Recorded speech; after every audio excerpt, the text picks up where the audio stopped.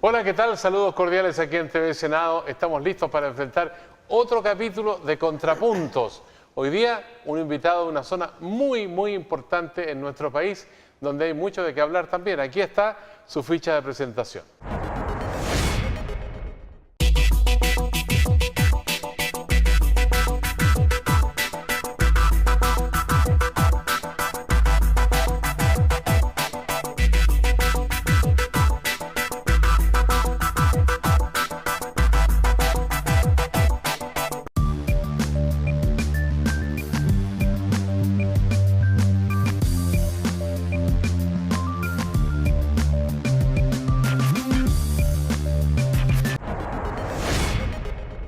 Senador José García Rubinó, ¿cómo está usted? Muy bien, muchas gracias por la invitación. Usted fue diputado. ¿Cuántos periodos? ¿Alcalde también? Alcalde en 3 comunas, Ya. Tolten, Lautaro, Temuco, diputado 3 periodos por el distrito Temuco Padre Las Casas y senador por 2 periodos. Ya. Ahora, ¿cambia el mapa de la elección que se viene en 2017? Cambia porque toda la Araucanía pasa a ser una sola circunscripción senatorial. Hoy día estamos divididos en circunscripción norte, circunscripción sur. Pasa a ser una sola. ¿Y eso es positivo en términos, digamos, de la eficiencia de la gestión política a su juicio, senador?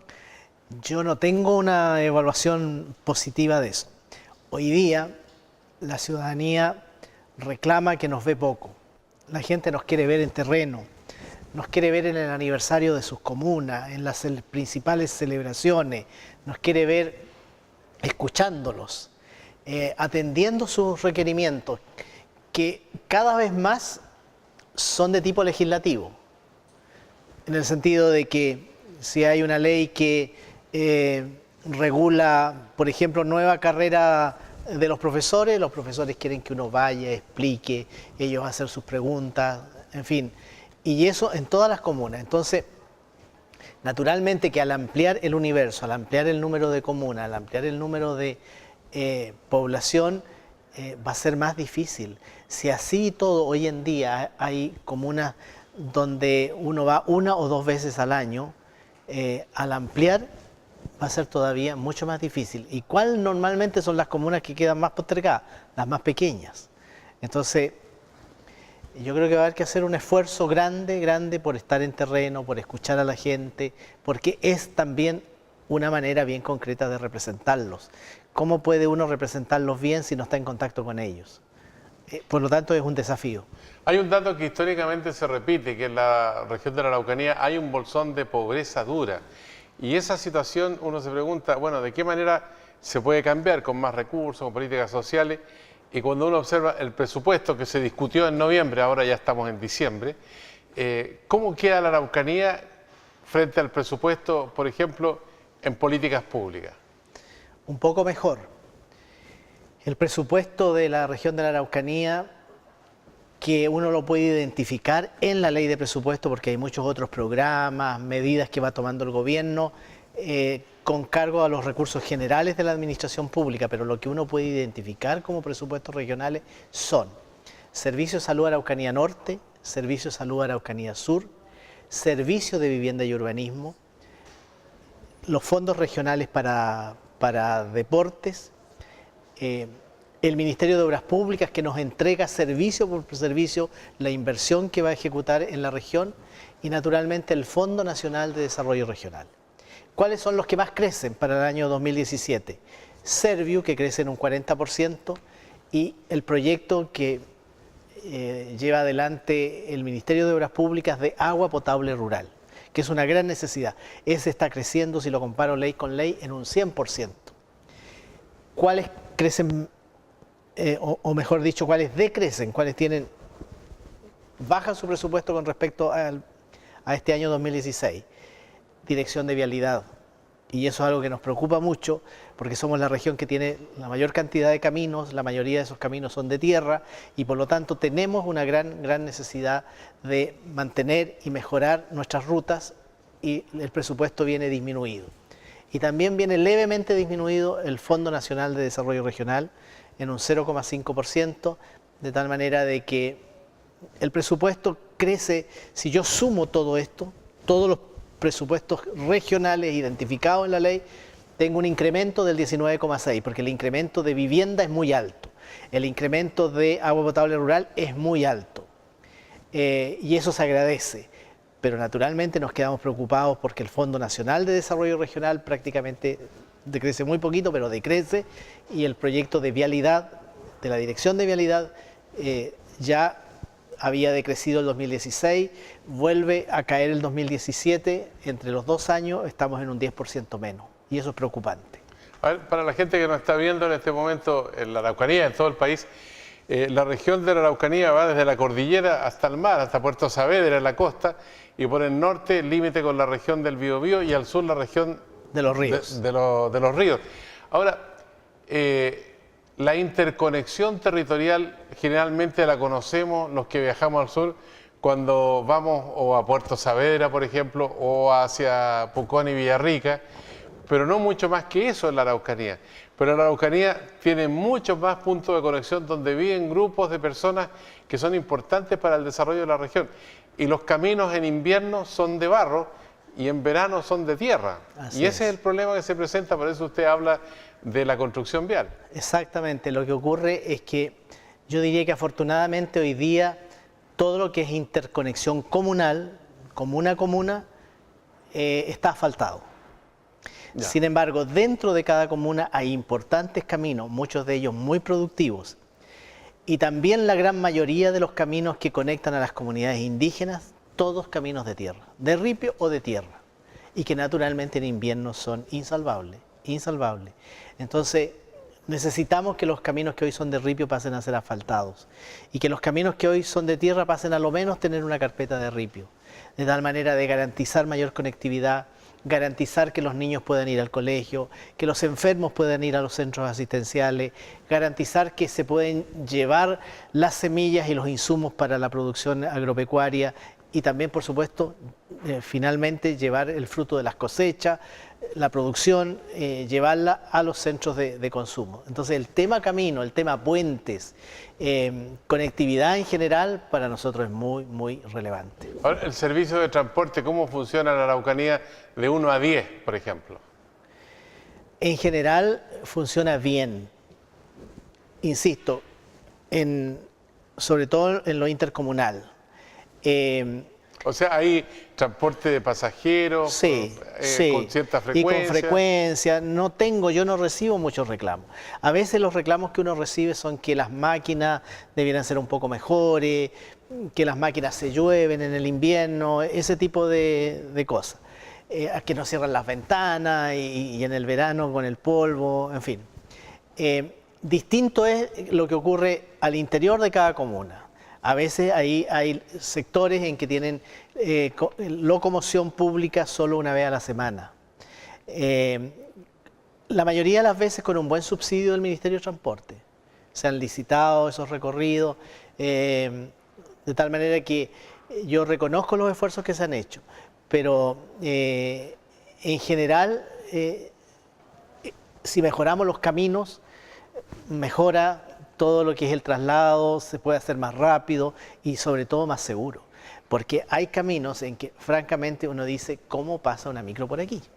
Hay puentes tan poquita cosa que uno dice, ¿cómo pasa una micro? Que no hay responsabilidad de que pase locomoción pública por vías que son tan precarias.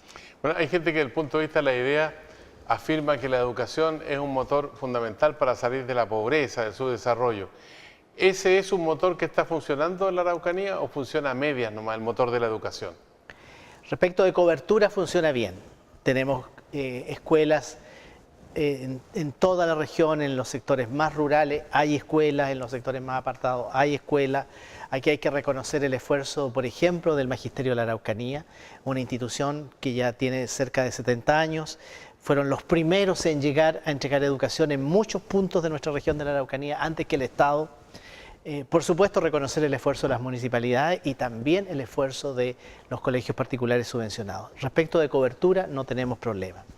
Respecto de calidad, naturalmente, sobre todo hoy día cuando tenemos cuando el Internet es una herramienta, es un instrumento tan importante para que los niños estén más conectados, para que los niños estén más motivados, tenemos todavía muchas escuelas rurales sin Internet porque no llega nomás. O si llega, llega demasiado lento y por lo tanto no resulta práctico que los niños puedan usarlo.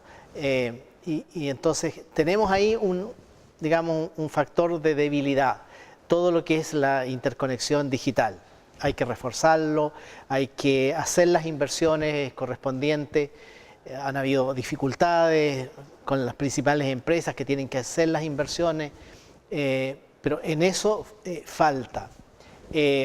Yo veo muy buen trabajo de los profesores, mucha voluntad, mucho cariño por los estudiantes, mucha entrega, harto sacrificio. Pero naturalmente yo creo que, como nos ocurre en todo el país quizás, falta un poco de revolución al interior de la sala de clases.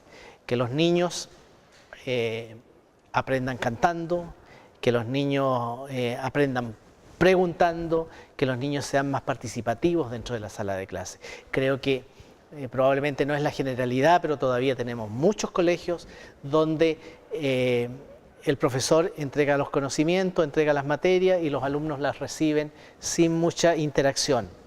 Y también nos quedan colegios muy pequeñitos, que son colegios a veces unidocentes y de varios grados, es decir, 2 niños en segundo básico, 2 niños en tercero básico, 5 niños en octavo básico, y con un solo profesor o con 2 profesores, y eso hace que la educación también sea más limitada en el sentido de que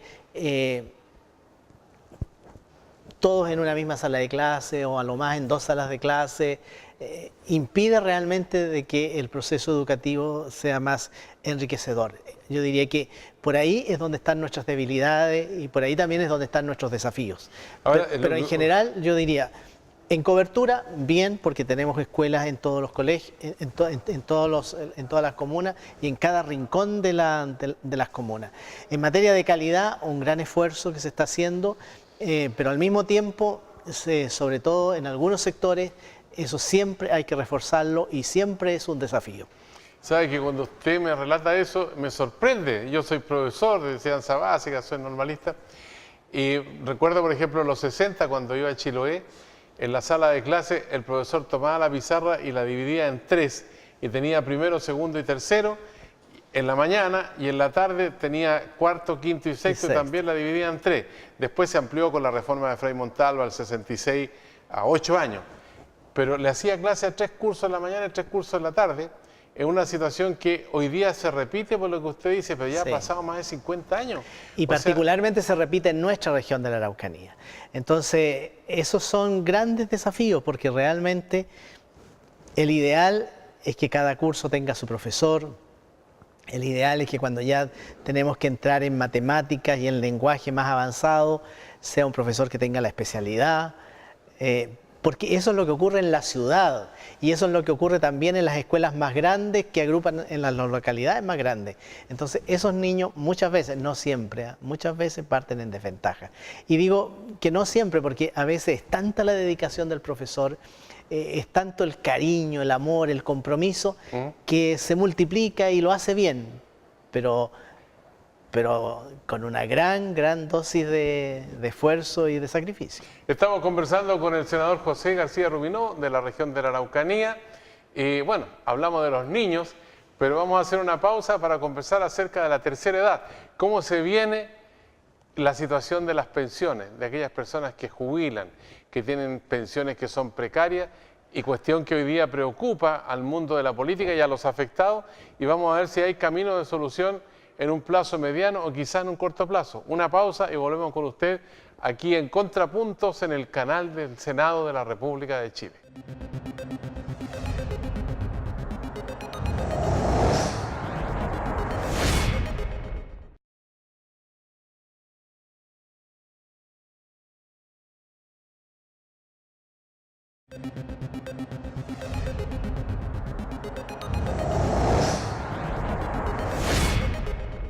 Ya estamos de vuelta en el canal del Senado en Contrapuntos con el senador José García Ruminot de la región de la Araucanía.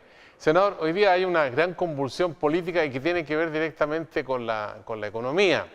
Y eso hoy día se ha visto, por ejemplo, en la elección de Estados Unidos, la elección de Donald Trump, donde parece que hay una especie de encierro en materia económica, o sea, que se contrapone a la globalización.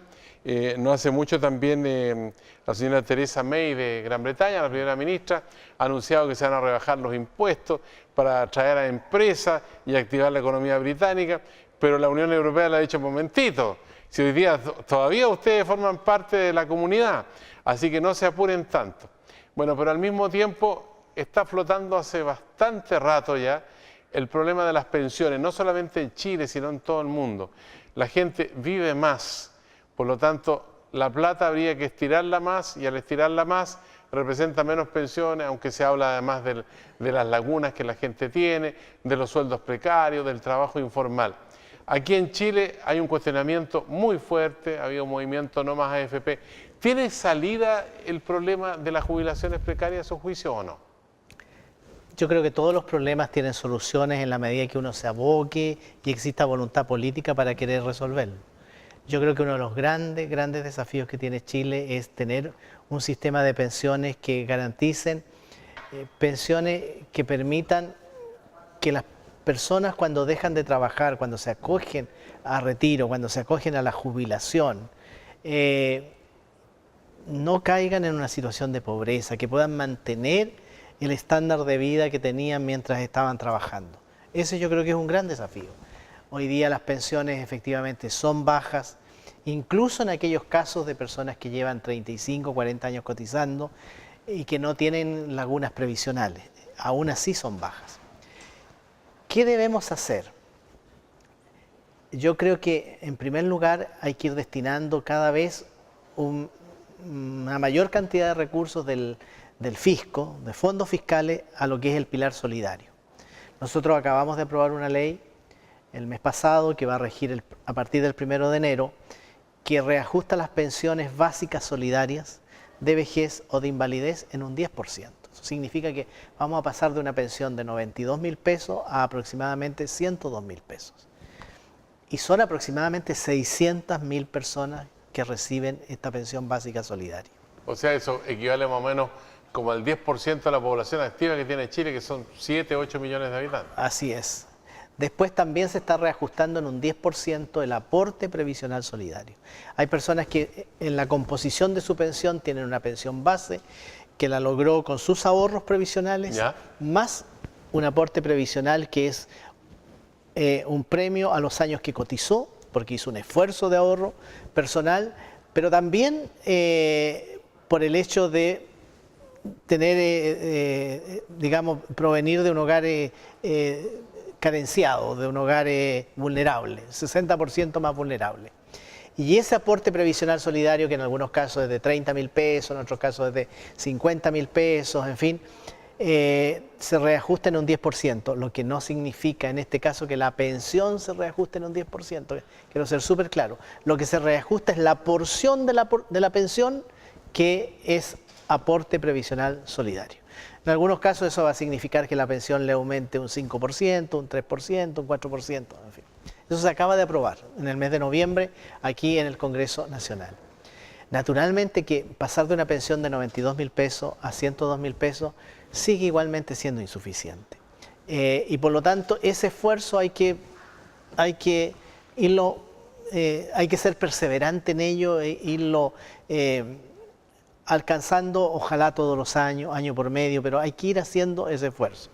Ahora, respecto del sistema de AFP, yo soy partidario de mantener el ahorro individual, porque creo que en la medida de que cada uno de nosotros se preocupa de su vejez y se preocupa de su jubilación, le va a poner más empeño. Si todas las platas van a un fondo común, en realidad al final da lo mismo ahorrar que no ahorrar. Y creo que eso sería muy injusto para las personas que metódicamente ahorran, que metódicamente disminuyen su actual calidad de vida pensando en que hay que guardar algo para la vejez. Eso sí tenemos que aumentar la cotización previsional. El 10% que hoy pagamos es completamente insuficiente para garantizar mejores pensiones. ¿Quién pone la diferencia de un 5%? Yo estoy de acuerdo que lo ponga el empleador, pero que vaya a las cuentas individuales, porque si no, lo que vamos a hacer es que finalmente las personas que se tengan que jubilar en 20, 30 años más van a tener el mismo problema que tienen los que se jubilan hoy, que su pensión es completamente insuficiente, que su pensión es completamente baja. Ahora, eso cuanto más rápido lo hagamos, mejor. Entre otras razones porque ya se ha dicho de que lo más probable es que este 5% que sería de cargo del empleador para no afectar el mercado laboral, para no afectar la creación de nuevos empleos, se haga 0,5 anual. O sea, nos vamos a llevar 10 años en completar ese 5%. Y por lo tanto, cuanto más dejamos pasar el tiempo, más estamos postergando las soluciones y más estamos afectando el futuro de las pensiones. Entonces creo que hay que hacerlo luego, hay que hacerlo cuanto antes, de tal manera de que le podamos decir a las personas que hoy día están trabajando y que tienen por delante 20 años de vida laboral, que efectivamente van a tener mejores pensiones, que se les va a poder garantizar el famoso 70% respecto de sus ingresos durante la vida activa. Circulan otras ideas que a mí me parecen muy buenas, dado esto de que la esperanza de vida está aumentando significativamente. Estamos como en 80 años para las mujeres y 78 para los hombres, más o menos. Yo creo que estamos un poquito más alto, más cerca de los 90 para las mujeres y los 80 para los varones. Pero, Sergio... O sea, vamos a seguir acá en el programa Contrapunto harto rato. Se calcula que los niños que están naciendo hoy en día van a vivir 120 años. Por lo tanto, ellos van a tener una vida laboral más prolongada, pero también un periodo pasivo más prolongado. ¿Hay que aumentar la edad de jubilación entonces? Probablemente, pero no para quienes están hoy día, ¿sí? Porque eso sería cambiarle las reglas del juego a la gente, pero sí para las nuevas generaciones. O sea, si vamos a vivir, si nuestros niños van a vivir 120 años, indudablemente que no se va a poder jubilar probablemente a los 60 y a los 65 como es hoy. Pero repito, para las nuevas generaciones, no para quienes hoy día ya entraron al sistema previsional bajo reglas del juego conocidas, que son 60 años las mujeres y 65 años los varones. Pero esto es el desafío previsional que tiene Chile es urgente, y yo a veces me doy cuenta como probablemente no va a rendir fruto en lo inmediato. Me doy cuenta de que los gobiernos lo postergan, y esto no puede seguirse postergando porque al final estamos perjudicando a la gente, no solo a las actuales generaciones, no solo a los que ya se pensionaron, no solo a quienes están próximos a pensionarse, sino a quienes van a pensionarse en 20 o 30 años más. Ahora, a nivel global yo le planteaba que la elección de Donald Trump le dio un giro a la política mundial, a esto de la globalización. Nosotros hemos tenido en noviembre, hace poco nomás acá en Chile, al presidente de gobierno chino que se vino de la cumbre de APEC, y China el principal socio comercial de Chile. Pero al mismo tiempo Estados Unidos el segundo socio comercial, pero se aplica toda esta serie de restricciones que anuncia, digamos, en relación con el comercio. Por ejemplo, el TPP ya lo descarta absolutamente Donald Trump. El Tratado de Libre Comercio con Chile dice que es mucho más complejo romperlo, pero de todas maneras va a tener sus dificultades. Y la señora May en Inglaterra ha anunciado fuerte rebaja de impuestos para las empresas, porque eso significa atraer capitales externos, fomentar la industrialización, pero otros argumentan que eso es negativo porque va a haber menos recaudación y hay menos posibilidad de gasto social. El señor Trump va a barrer con el Obamacare, que fue el programa de salud que instauró el presidente Obama, que involucró a 50 millones de personas pobres de los 300 millones, en fin. Hay muchas cosas que en este momento están flotando en el ambiente. ¿De qué manera ve usted que Chile va a ser afectado y cómo debería reaccionar frente a esos cambios que se vienen de estos países tan importantes? Yo hago la siguiente lectura. La economía chilena es, en el contexto del mundo, una economía muy pequeña. Muy pequeña. ¿Qué nos conviene a nosotros? A nosotros nos convienen los acuerdos comerciales. Nos conviene salir con nuestros productos a todo el mundo. Y por lo tanto, si Donald Trump va a aplicar una restricción a las importaciones de bienes, eso nos pudiera afectar. Sin embargo, nuestro volumen de importaciones respecto del total puede ser tan pequeño, porque somos una economía pequeña, que yo no creo francamente que Estados Unidos, bajo la conducción de Trump, vaya a darle el mismo trato a Chile que a México. Entre otras cosas porque a México lo tiene al lado y porque la gran competencia respecto de mano de obra, respecto de costo, naturalmente es con México y no con nosotros. Entonces ahí va a estar la habilidad de nuestros gobiernos para lograr que Chile tenga un trato preferente, para lograr que Chile en este contexto tenga un trato que signifique que respetemos los tratados comerciales en lo grueso, en lo central, en lo fundamental. Ahora, respecto del TPP, en realidad yo, si uno lo ve desde el punto de vista de los principios, tal como lo señalé recién, cuanto más comercio internacional tengamos, mejor. Cuanto más abierto al comercio del mundo seamos, mucho mejor. Pero ocurre que nosotros hoy día nos podemos lamentar que se le quite el respaldo al TPP por parte de Estados Unidos. Yo no lo tengo claro, porque nunca la Cancillería a nosotros nos dijo en qué consistía para Chile el TPP. ¿Ustedes nunca conocieron el documento completo? Nunca, nunca, hasta el día de hoy. Y se decía que las conversaciones, las negociaciones eran secretas, eran reservadas, que lo íbamos a ver oportunamente. Bueno, ahora Estados Unidos, Donald Trump le quitó el respaldo al TPP. ¿Es bueno el secretismo ese o no? Yo creo que no, o sea, yo creo que los secretismos tienen, el secreto en realidad tiene una etapa, pero una vez que se acuerdan, debe ser de conocimiento, debe ser de conocimiento. A mí me fueron a ver en Temuco un grupo de dirigentes sociales a pedirme que votara en contra del TPP. Y yo le dije, bueno, yo solo me puedo comprometer a estudiarlo, a analizarlo. Si es malo para Chile, lo voy a votar en contra. Si es bueno para Chile, lo voy a votar a favor. Porque en realidad, ¿qué sabemos del TPP? Nosotros sabemos de que vienen algunas medidas respecto de propiedad intelectual, respecto de propiedad industrial, particularmente en el ámbito de los medicamentos. Pero ¿en qué consiste eso? Si eso va a significar un encarecimiento de los medicamentos que consume nuestra población, ¿en qué medida, en qué dimensión y a cambio de qué? Nunca lo supimos. Yo participo de la Comisión de Hacienda del Senado desde hace muchos años, participo de la Comisión de Agricultura y nunca hemos sido informados, nunca por la Cancillería, y siempre la disculpa era de que estamos en las negociaciones, estamos en las tratativas finales, nunca supimos. Yo no sé hoy día decirle a la gente si tenemos que lamentar que Estados Unidos le retire el apoyo al TPP o si tenemos que estar contentos y tranquilos que se lo haya retirado. Bueno, lo concreto es que no hay TPP, según ha dicho expresamente en los últimos días el presidente Trump, que asume el mando de la nación norteamericana en enero próximo. Senador, llega el momento de ofrecerle un minuto de confianza para que usted exprese una idea, un pensamiento, un ataque furibundo o una defensa apasionada, como usted quiera. Ahora. En primer lugar, decir que nuestra región de la Araucanía vive momentos muy difíciles y muy dramáticos, sin exagerar.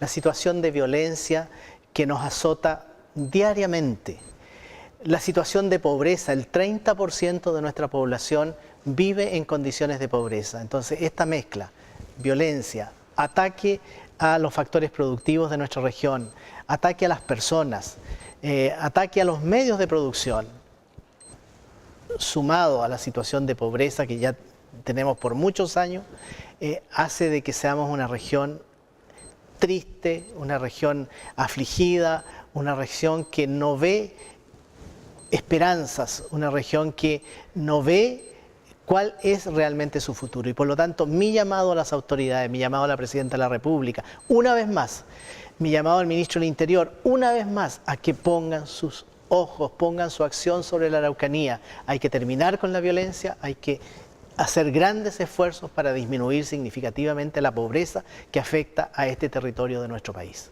Senador García Ruminó, en nombre de la audiencia, le agradecemos aquí en TV Senado este Contrapuntos y esperamos encontrarnos en los próximos meses. No sé si es lo que queda del año, porque el año ya prácticamente se acaba, ya estamos en diciembre. Muchas gracias. Muchas gracias. Gracias a usted por la sintonía y en cualquier momento volvemos en TV Senado.